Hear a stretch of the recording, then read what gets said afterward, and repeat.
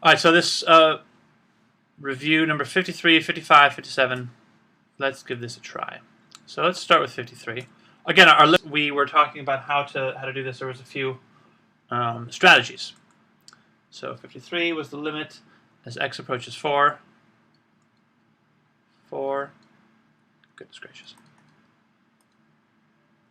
4.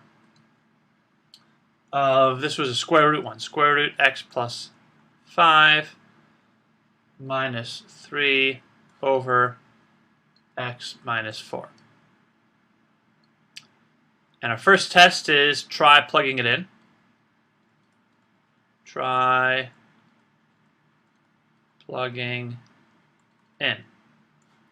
And if we did this, we will see we get the root of 4 plus 5 minus 3, which is 4 minus 4, which becomes 9, right? This is 9, and the square root of 9 is 3. So 3 minus 3 becomes a 0, and 4 minus 4 is a 0. So this we know doesn't work when you plug it in. We have our indeterminate form. So we need to manipulate it. Not surprising. So we're going to manipulate this by, well, this is a square root one. So probably our best bet is to do the conjugate. Multiply the top and the bottom by this conjugate form, which is going to be square root x plus 5 plus 3, and square root x plus 5 plus 3 on the bottom. A conjugate meaning the middle things change here. So this is equal to, still using the limit. Remember we talked about how when we're doing this in the AP test, they want to see the correct notation. But that means as long as we're still manipulating the equation, we keep the limit. And let's do our multiplication of these things. So this will become x plus 5 plus 3 root x plus 5 minus 3 root x plus 5 minus 9 over x minus 4 x minus 4. I'm not going to multiply the bottom parts. Root x plus 5 plus 3. So again, we're simplifying this radical. If you didn't get this one yet, I mean, this is the time to try it out. So this is going to then be equal to, still manipulating the equation, limit as x approaches 4. These two go away. I have x plus 5 minus 9 over x minus 4 times root x plus 5 plus 3 on the bottom. And now I can see this on the top here, x plus 5 minus 9. Plus 5 minus 9 is going to combine together. Realize this is x minus 4 on the top. And I can cancel these, so that means it's going to be the limit as x approaches 4 of 1 over root x plus 5 plus 3.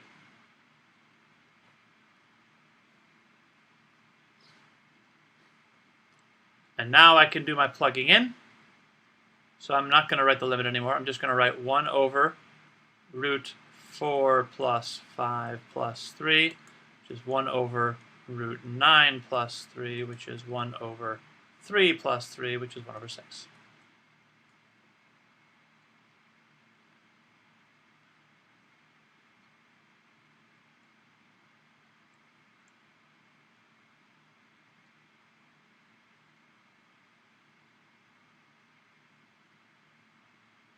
And so we do a little bit of manipulation.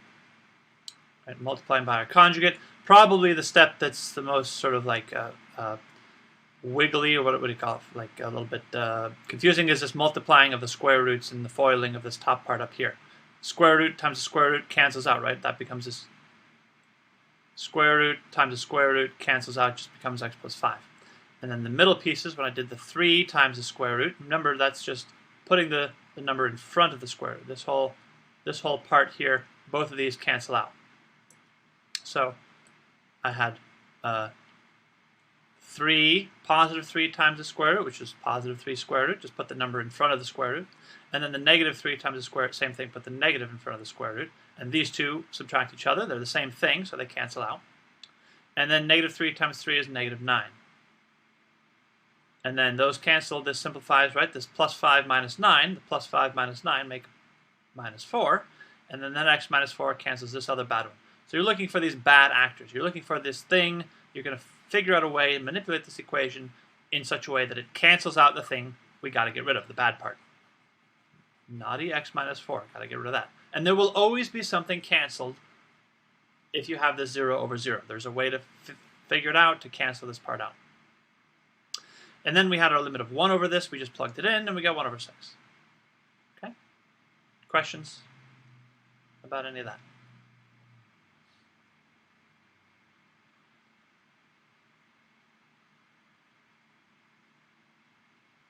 Whoopsies. Move you so I can see. Okay. Let's try the next one. That was 53 and 55. 55 says limit as x approaches 0 of another square root, x plus 5 minus root 5. X plus 5 minus root 5 over x. I mean, obviously, so again, we want to test it by plugging in. If we plug in our 0, we're going to get root 5 minus root 5 over 0, which is going to be 0 over 0, right? Square root of 0 plus 5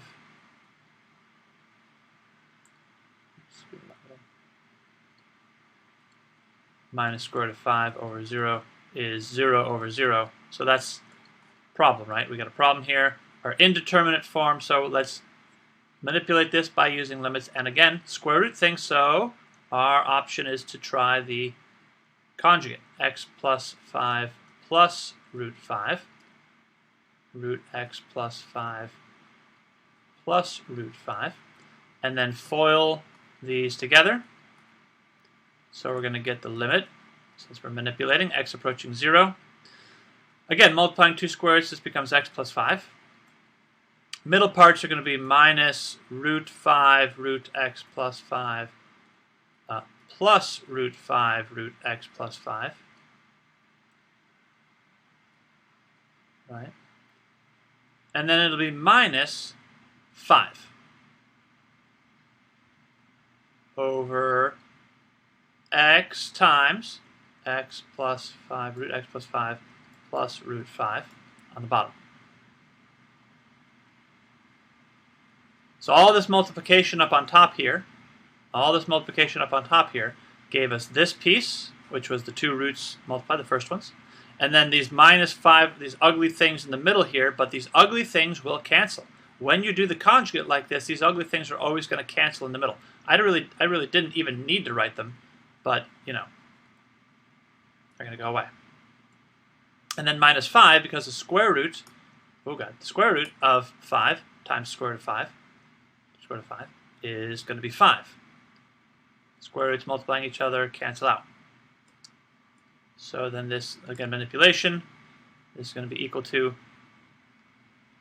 the limit as x approaches 0 of x plus 5 minus 5 over x root x plus 5 plus root 5.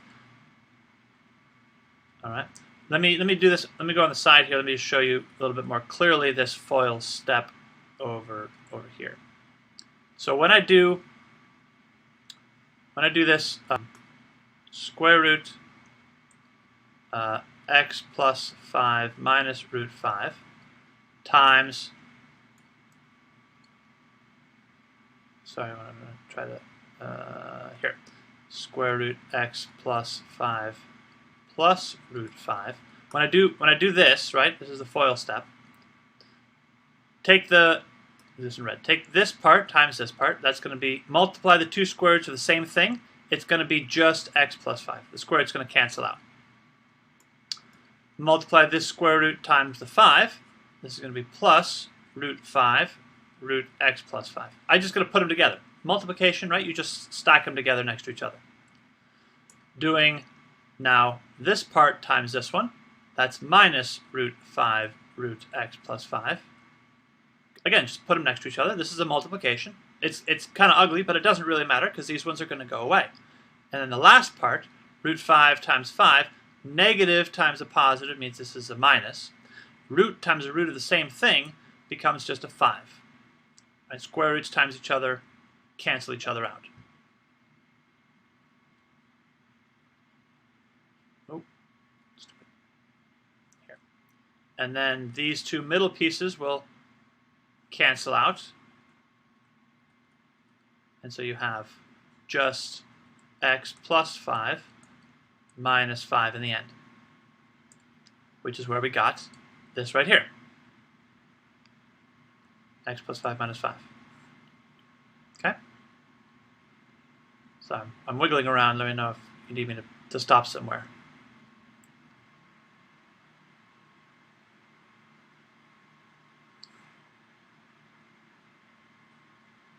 So again, we have these. Now let's just simplify again a little bit more. We can do limit as x approaches 0 of, well, these, I mean, up here, 5 plus 5 minus 5, those are going to cancel out. And so it's going to be x over x times, and you see where this is going to go, maybe, x plus 5 plus root 5. These two x's also going to cancel out. And so it's going to be the limit as x approaches 0 of 1 over root x plus 5 plus root 5, which is going to be, now I'm plugging in, 1 over root 0 plus 5 plus root 5, which is just going to be 1 over root 5 plus root 5, which when I add these is going to be 1 over 2 root 5. Adding square roots together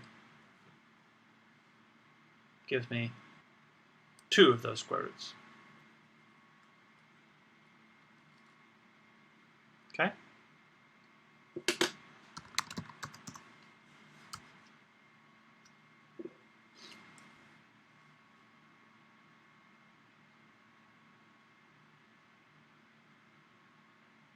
Questions, concerns people have?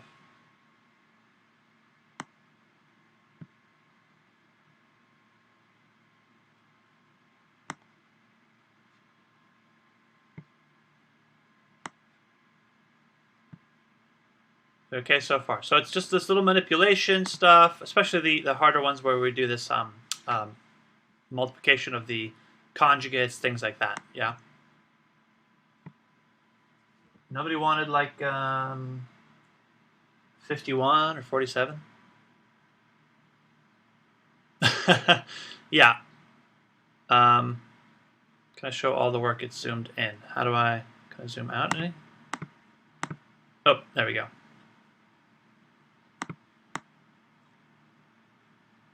Better? Yeah, the adding square roots, right? We got to remember these little details. Adding square roots is like adding variables. 1 root 5 plus 1 root 5 makes 2 root 5. So, but again, this is why we're here. We'll practice things.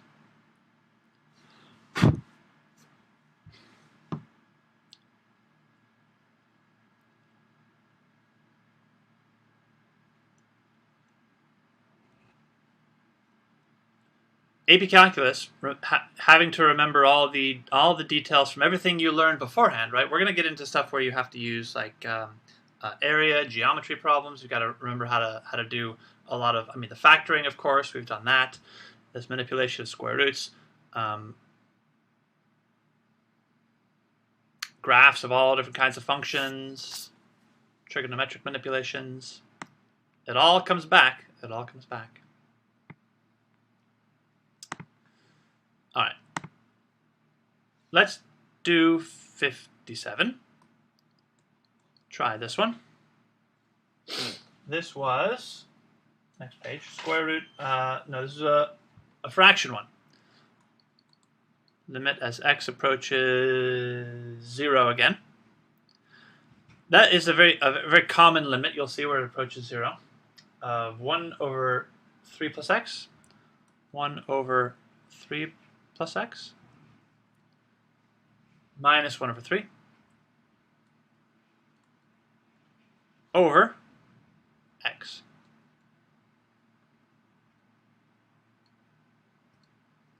Okay. So again, we are doing a limit here. So this one now with the fractions, we could do the conjugate, but remember that was messy. Better idea for this one is to find common denominators. Find common denominators. How do I? Stop it. Never mind. Find common denominators. So for this, the trick was to take these two fractions, and you always want to try to combine fractions as fast as you can in these kind of problems, because you don't want to deal with like adding or subtracting fractions. Is real ugly. So I'm going to take this 3 plus x and this 3 and like give it to each one. So this is going to get a 3 plus x on the top and the bottom, 3 plus x, and this is going to get a 3 on the top and the bottom. I give each piece the one that it's missing. Crisscross applesauce. Crisscross applesauce. Find a common denominator. So this is going to be the limit, as x approaches 0, of 3 over 3 times 3 plus x minus 3 plus x over 3 times 3 plus x over x. And now these two have common denominators, so I'm going to combine these two together into one big, beautiful fraction. Yeah, I'm going to zoom in a little bit. Back to zooming in. Whoa, maybe I should stay zoomed out. You're not going to stay zoomed out. Never mind. So let's do this. This is going to become then, this is going to be equal to the limit as x approaches 0 of 3 minus parenthesis 3 plus x over 3 times 3 plus x over x. Make this one a little bit bigger. So notice I put the parenthesis in the second one because the negative sign, and this is the key here, negative sign has to be distributed to both these pieces. So really this is the limit as x approaches 0 of 3 minus x over 3 times 3 plus x over x. And now I can, 3 minus 3 can go away. I have this negative x all by itself, and this is where my cancellation is going to happen. Limit as x approaches 0 of negative x over 3 times 3 plus x. And I'm going to do this over here. This x is really x over 1, and I'm going to flip and multiply. Times 1x. Right? And that's how this x here and this x here are going to cancel out.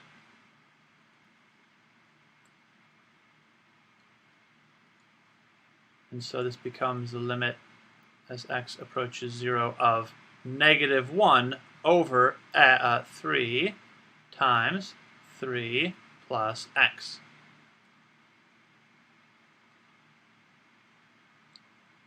Negative 1 over 3 times 3 plus x.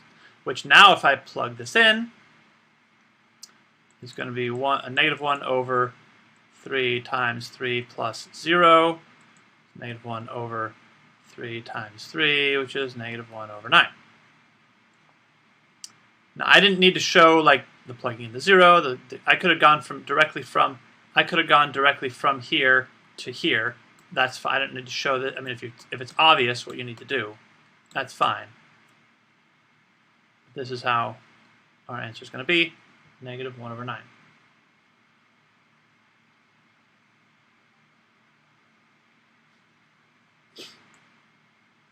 Okay.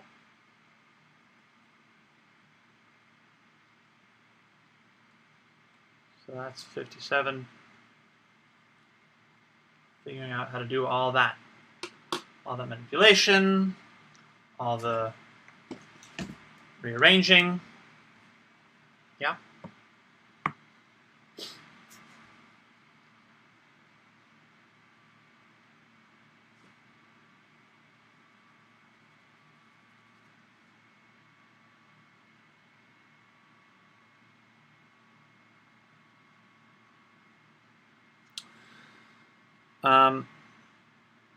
So there's a question about using limits. And about being precise. So the purpose of AP Calculus is to try to be as mathematically correct as we can be, right? And so I mentioned that that's why we have to write these limits while we're manipulating the equation. If you put the limit, if you wrote it like all the time up until the very final answer, if you wrote the limit part here, you would be wrong. That would be an incorrect statement because, first of all, there's no x variable in this equation. It's a limit as x approaches 0.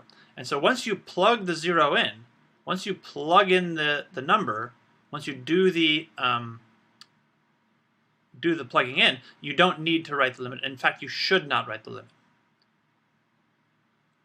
because it would be an incorrect statement. Turning this limit, what you're doing is turning the limit into a numerical answer. So only do the limit while you're manipulating the equation. Once you plug in the number, once you plug in the variable, do not write the limit anymore after that.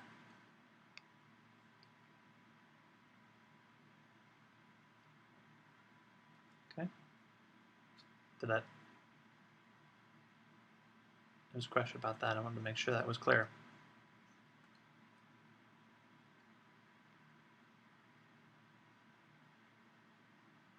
All right, any other questions, concerns, worries? You're all okay manipulating these equations, factoring things out?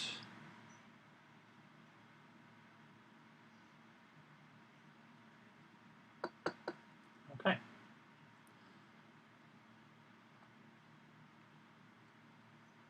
Great.